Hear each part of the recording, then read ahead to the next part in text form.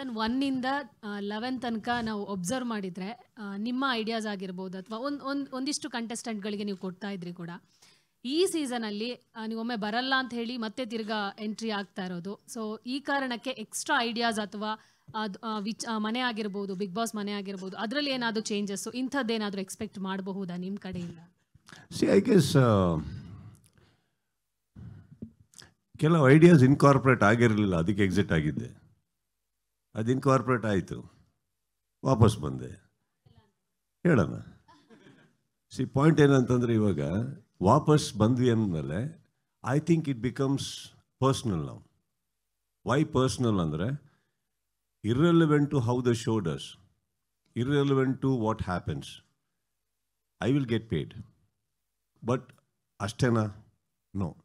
ನನ್ನ ರೆಸ್ಪಾನ್ಸಿಬಿಲಿಟಿ ಬರೋದು ಅಷ್ಟೇ ಅಲ್ಲಮ್ಮ. ಇಲ್ಲಿ ಪ್ರತಿಯೊಬ್ಬರೂ ಪ್ರತಿ ದಿನ ಒಂದು ಆ ರೀತಿಯಲ್ಲಿ ಒಂದು 9 ಗಂಟೆಗೆ ಹಾಕೊಂಡು ನೋಡ್ತಾರೆ. ವೀಕೆಂಡ್ ಬರೋಕ್ಕೂ ಅಷ್ಟೊಂದು ಮನೆ ಕಾರ್ಯ ಕೆಲಸಗಳನ್ನೆಲ್ಲ ಬಿಟ್ಕೊಂಡು ನೋಡ್ತಾರೆ. ಅಂದರೆ I think it is a responsibility of mine to make it a better show. I am not talking about the content, show. So ಅಂತ ಬಂದಾಗ ಏನಾಗುತ್ತೆ, ಪ್ರತಿ ದಿನವೂ ಏನಾಗುತ್ತೆ, ನಾನು ಯಾವತ್ತೂ ಬಂದು ವೀಕೆಂಡ್ ಮಾತ್ರ ನಡೆಸ್ಕೊಟ್ಟಿಲ್ಲ. ನಾನು ಪ್ರಕಾಶ್ ಯಾವಾಗಲೂ ಮಾತಾಡ್ತಾನೆ ಇರ್ತೀವಿ, ಏನು ಟಾಸ್ಕ್ ಮಾಡಿದ್ರಿ, ವಿ ಡಿಸ್ಕಸ್ ಅ ಲಾಟ್. ಕೆಲವು ಟಾಸ್ಕ್ಸ್ ನಾನು ನೋಡ್ತಾ ಇರ್ತೀನಿ. ನಾನು ಯಾವತ್ತೂ ಒಂದು ಟೆಲಿವಿಷನ್ನ ನಾನು ಅಷ್ಟು ಹತ್ತಿರದಲ್ಲಿ ನಾನು ಯಾವತ್ತೂ ಫಾಲೋ ಮಾಡಿಲ್ಲ. ಬಟ್ ಈ ಶೋ ನೋಡ್ತಾ ಇರ್ತೀನಿ ನಾನು. ನಾನು ಅಕಸ್ಮಾತ್ ನಾನು ಶೂಟಿಂಗ್ ಇಲ್ಲ ಅಂದರೆ I don't wait for the weekend. ಅವತ್ತೇ ಮನೇಲಿ ಹಾಕೊಂಡು ನೋಡ್ತಾ ಇರ್ತೀವಿ ಕೂತ್ಕೊಂಡು ಎಲ್ಲರೂ. ಎಲ್ಲರೂ ಅಂದರೆ ನಾನು ನನ್ನೊಟ್ಟಿಗೆ ಇರೋರು.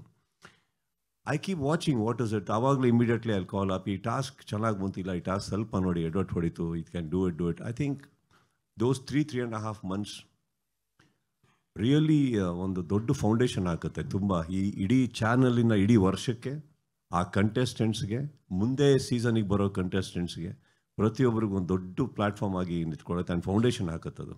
So I guess it is very important that just show ಬಂದು ಯಾವತ್ತೂ ನಿಮಗೆ ಅಷ್ಟು ಈಸಿಯಾಗಿ ದೊಡ್ಡದಾಗಕ್ಕೆ ಸಾಧ್ಯ ಅಲ್ಲ. ಪ್ರತಿ ವಾರ ads on. I think it's a graph, we grow slowly. ಎಲ್ಲದಕ್ಕಿಂತ ಹೆಚ್ಚಾಗಿ ನಾನು ಪರ್ಸ್ನಲಿ 11 ಸೀಸನಲ್ಲಿ ನೋಡಿರೋದು, ಓಪನಿಂಗ್ ನಿಮಗೆ ಏನೇ ರೇಟಿಂಗ್ ಬಂದ್ರೂ there are years where we have lost the rating in the mid, again reason and again rose. But I think from past couple of seasons ಕನ್ಸಿಸ್ಟೆಂಟಾಗಿ ಒಂದು ಗ್ರಾಫಿಂದ ಕೆಳಗೆ ಬರಲೇಬಾರ್ದು ಅನ್ನೋಂಥ ಒಂದು ಅಟೆಂಪ್ಟ್ ಏನು ಟೆಕ್ನಿಕಲ್ ಟೀಮ್ ಹಾಕಿದೆ. I think that always gives a door open for our better ideas, better things.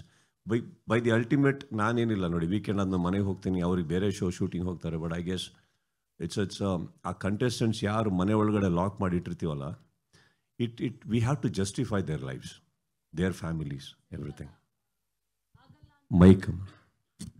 Michael ಪ್ರಶ್ನೆ ಆಗಲ್ಲ ಅಂದವ್ರಿಗೆ ವಾಪಸ್ ಮನವೊಲ್ಸಕ್ಕೆ ಎಷ್ಟು ಟೈಮ್ ತಗೊಂಡ್ರು ನಿಮ್ಗೆ ಅಂತ ಹೇಳಿ? ಎಷ್ಟು ಟೈಮ್ ಸರ್ ಹೇಗಿತ್ತು ಅವ್ರು ಬಂದು ರಿಕ್ವೆಸ್ಟ್ ಮಾಡಿದ್ದು? ಇಲ್ಲ ನೀವೇ ಈಗ ಡೋರಿಂದ ಎಂಟ್ರಿ ಕೋಡ್ ತೋರಿಸ್ಬೇಕಾ? ಯಾವ ತರ? ಆದ್ರೂ ಕೂಡ ನಮ್ಗೆ ಕ್ಯೂರಿಯಾಸಿಟಿ ಇದೆ ಸರ್, ನೀವು ಒಪ್ಸೋದು ಹೇಗಿತ್ತು ಅಂದ್ರೆ? ನೀವು ಇಲ್ಲಿ ಪರವಾಗಿ ನಿಂತಿದ್ರಿ ಅಂತ ನಮ್ಗೆ ಗೊತ್ತು. It's a very interesting question. ಬಹುಶಃ ನಾನು ಇದನ್ನ ಕೇಳಕ್ ಇಷ್ಟಪಡ್ತೀನಿ, ಅವ್ರ ಕಡೆ ಯಾಕೆ ಅಲ್ಲ, ಅವ್ರಿಗೆ ಕೇಳಿ. ಪ್ರಶಾಂತ್ ಸರ್ನೇ ಕೇಳ್ಬೇಕಂತ ಇತ್ತು ಸರ್. ಪ್ರಶಾಂತ್ ಅವ್ರಕಿನ್ನ ಸಿಕ್ಕಾಪಟ್ಟೆ, ನಿಜ ಹೇಳ್ಬೇಕು ಅಂದ್ರೆ ಸಿಕ್ಕಾಪಟ್ಟೆ ಎಫರ್ಟ್ ಹಾಕಿದ್ದು ಸುಷ್ಮಾಜಿ ಅವರು. ಪ್ರಶಾಂತ್ ಅವ್ರದ್ದು ಆ್ಯಕ್ಚುಲಿ ಪಾಪ ಏನಂದ್ರೆ, ಇವ್ರು ಸುಷ್ಮಾ ಅವ್ರನ್ನ ಮುಂದೆ ಬಿಟ್ಟು ಹಿಂದೆ ನೀಟಾಗಿ ಬರ್ತಾ ಇದ್ರು ಅವರು. The biggest effort I have to, ನಾನು ಇವತ್ತು I really want to open it up that if not for Sushma ji I don't think I would have agreed. It was her. I think she did the magic. Madam